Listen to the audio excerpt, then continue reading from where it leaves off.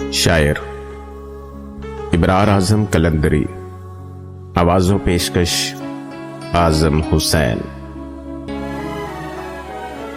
कैसे गुजर रही है तुझको बताऊं कैसे, दिल में जो आरज़ू है होंठों पे लाऊं कैसे।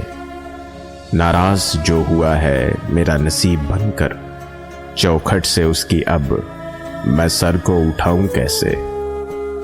बेताबियों ने दिल का जो हाल कर दिया है, तू दूर जा चुका है तुझको दिखाऊं कैसे। जा ए बहारे राह लग दिल मेरा जल चुका है, उसके बगैर तुझसे आंखें मिलाऊं कैसे। मेरी राह में है हायल जर्रो माल की फसलें, उन्हें कैसे रौंद डालूं तेरे पास आऊं कैसे। फुरकत की तीरा शब ने सब कुछ बुला दिया है, अब सोचता हूं तुझ बिन मैं जगमगाऊं कैसे।